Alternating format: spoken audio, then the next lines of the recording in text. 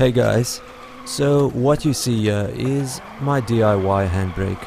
I call it the junkyard special, basically because it was built out of scrap and broken power tools, and honestly just shit that was lying around the house. Now, about 2 years after I built it, I finally ran into some problems, which I'm about to go outside and fix. Anyways guys, let's go. I'll show you exactly what this thing is made out of, and I hope you like this video. So as you see, this thing is basically put together by just a couple of cable ties and 2 or 3 bolts. Now that wires you see there, that is actually from the switch. I used it and connected it straight to a PCB board that's on the opposite side of that wire.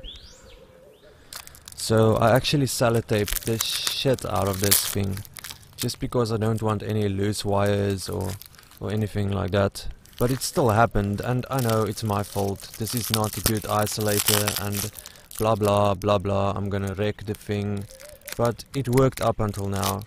And yeah, I'm just cutting off the last bits of sellotape that I couldn't get off, so that I can expose the circuit board and show you guys how I did the soldering job.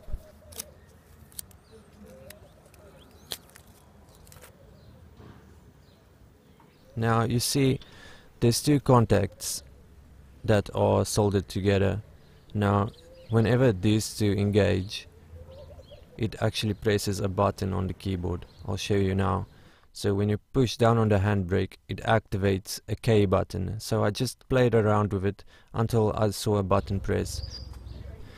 Also, something else I need to mention. You see that spring there? Well, actually it is 2 springs, and I've cable tied them both together, and the one point is bolted through the handbrake lever and the other point went through the aluminum casing that I made.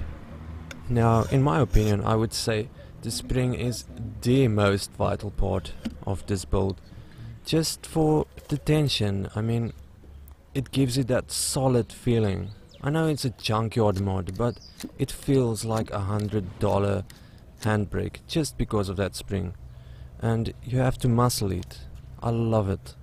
So coming to the grip, well, this thing actually came off a BMX bike, and I just flipped it around because the other side was sticky and I didn't like it. And yeah, it feels nice, it feels good. So this is some high density foam that I used. I only used it to take up some spacing between the actual handbrake and the button, because there was a little bit of gap, and when I put the foam in, the gap was gone and I was happy. So the PCB board that I used actually came from an old PS2 keyboard, and the keyboard I just had lying around there because I had no use for it. I basically mapped the handbrake button to a key on the keyboard by just soldering it to the PCB board, which is quite simple.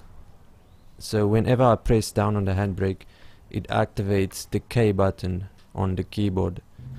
Now I noticed not only one, but actually both of my solderings or solders, or I don't know, what do you call it? Yeah, both of them came loose, so I had to resolder them, and I was stuck with the shittiest wire in the world, and also my solder rod didn't get warm enough, and the wire just didn't stick to it, so I scraped it, I tried everything. The soldering just bounced off the board like it was funny.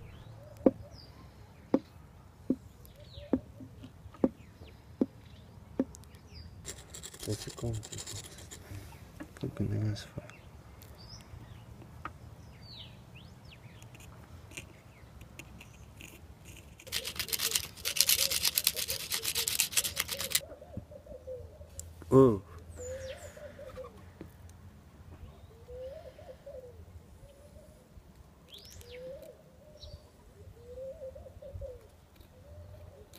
Guys, I know I'm the shittiest soldier in the world, so don't judge me. But I tried. I did it myself. At least I did it myself, and I did it. It worked, and I used some silicone to seal it off.